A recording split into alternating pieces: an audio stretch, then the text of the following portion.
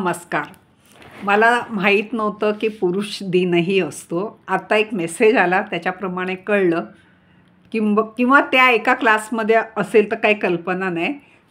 19 November म्हणजे आजचा दिवस हा पुरुष दिन आहे.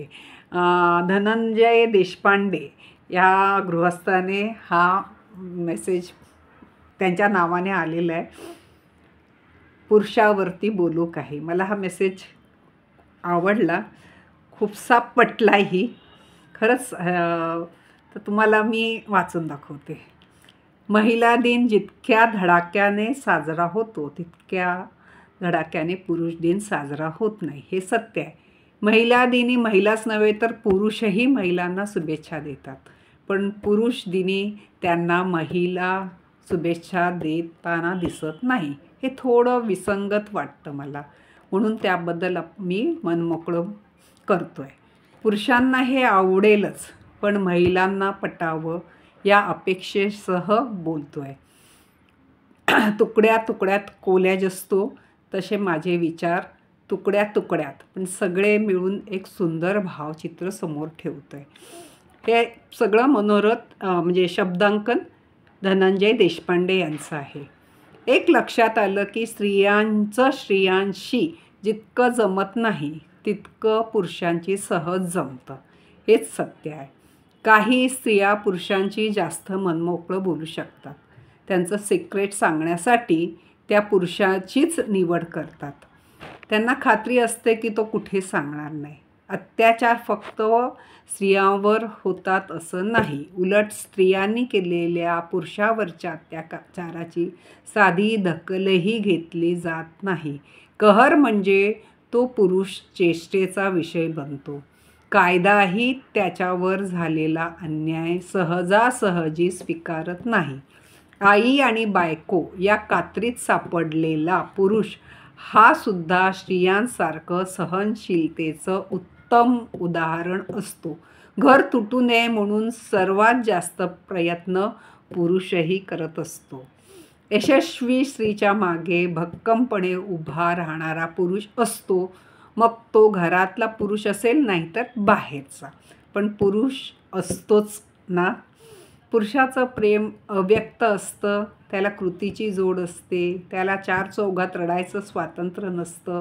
तो चालताना खाली पडला तर त्याला उचलायला गर्दी जमत नाही. स्त्रीसाठी मात्र हातातली कामं टाकून धावणारे नेहमीच दिसतात. सॉफ्ट कॉर्नर पुरुषांच्या नशिबात फार कमी असतो. पुरुषांसाठी त्याचा मर्दपणा हा वीक पॉईंट ठरतो. त्यांना तो सिद्ध करता आला नाही तर त्यांचं आयुष्य संपल्यात जमा होतो. स्वतःचा खिशा रिकामा करून आपल्या हिश्श्याचा आनंद दुसऱ्याला देणे पुरुषांकडून शिकावे. अपवाद सगळीकडेच असतात, परंतु ऑल मेन आर डॉग्स म्हणत सरसकट सगळ्यांना दूषण लावणाऱ्या स्त्रियांच्या वडिलांबद्दल भावाबद्दल मला नेहमीच कुतूहल वाटत आले. असो, स्त्रियांशिवाय जग अपुरं असलं तरी पुरुषांशिवाय ते परिपूर्ण होऊ शकत नाही, हेच अंतिम सत्य आहे. Doctor D class, 19 November. आज जागतिक पुरुष दिन आहे. तो फार कमी ठिकाणी प्रत्यक्षात साजरा केला जाईल, पण त्याचं दुःख न बाळगता त्याच्या वाटणीचा आनंद तो आजही आपल्या लोकांमध्ये वाटून टाकेल आणि स्वतः नामानिराळा राहील, यात मला तिळमात्र शंका नाही. लिहिण्यासारखं खूप आहे. पुरुष समजायला सोपा असला तरी पुरुष होणं मात्र सोपे नाही.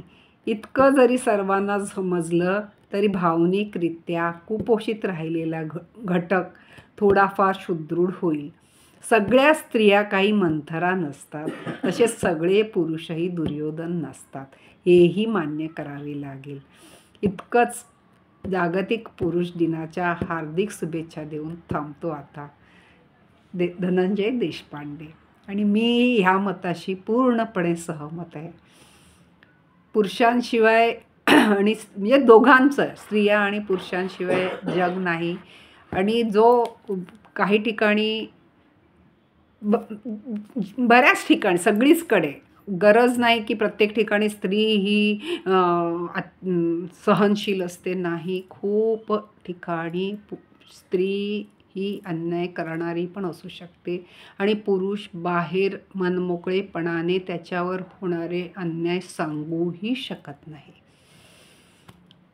हे सत्य आहे. आणि ते म्हणतात ना, तोंडात बोळा घालून बुक्या मारणे, तशी पुरुषांची अवस्था आहे. ते बोलताही येत नाही आणि म्हणून पुरुषांना जास्त हार्ट अटॅक येतात असं डॉक्टर पण म्हणतात, की ते मनमोकळे राहू शकत नाही, बोलू शकत नाही, व्यक्त होऊ शकत नाही, म्हणून पुरुषांना जास्त हार्ट अटॅक येतो असं म्हणतात. पण मला आज पुरुष दिन होता हे ह्या मेसेजमुळे कळलं.